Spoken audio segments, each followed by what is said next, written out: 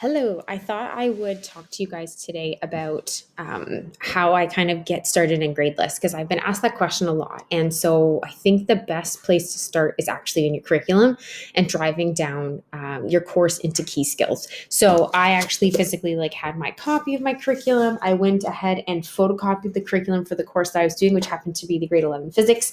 I literally cut and paste all of the different specific expectations out and then started clustering them in groups and kind of see what patterns popped up, what things could be lumped together, what was natural progressions of each other, that kind of stuff. So ideally what you want to do is you want to take your course, you want to break it down into ideally 20 to 30 skills. The first time I did this, I had it down to 37 key skills, and that included a couple of specific communication look fors that I had. And then I was able to, in the pandemic, drill that down even further. So I think this year I assessed on 25 skills. The less skills you have, the better, ideally, because then it's a bit more generalized, but you can keep it as specific as you want. You do not want to end up having one skill per specific expectation. I don't know if you've gotten to the point yet in your careers, but really what you should be doing is looking at the overall expectations and making sure you're hitting all of those. You do not have to hit every specific expectation. So just remember that. And so some of those specific expectations will be very unique and kind of one-offs and not necessarily as important to your course. You'll be able to let some of those things go and let them slide.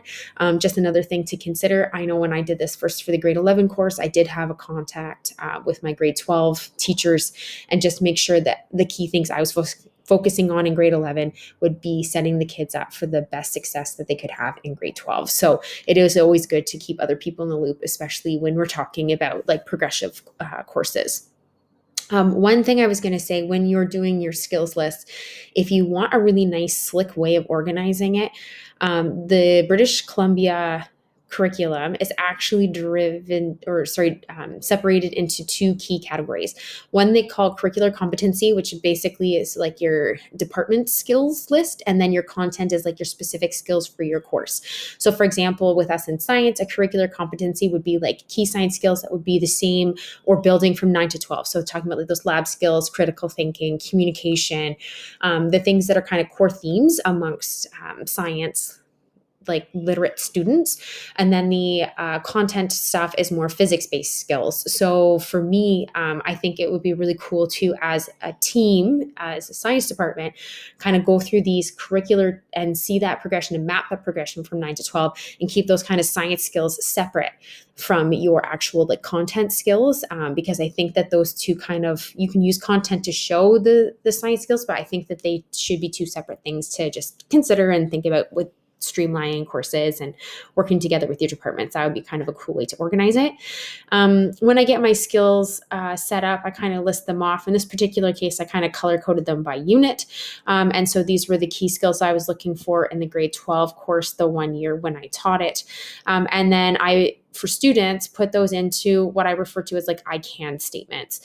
So I'll lump some groupings together. So for example, in dynamics, I lumped all of my I can statements together, and then I just have them kind of as you go. So I can do this, I can do this. And then the students would then record or keep track of evidence of those, proof of those I can statements as they go through the course. So that's kind of how I organized my physics is into key skills. So when you're going gradeless, the first thing you need to do is flip over to key skills.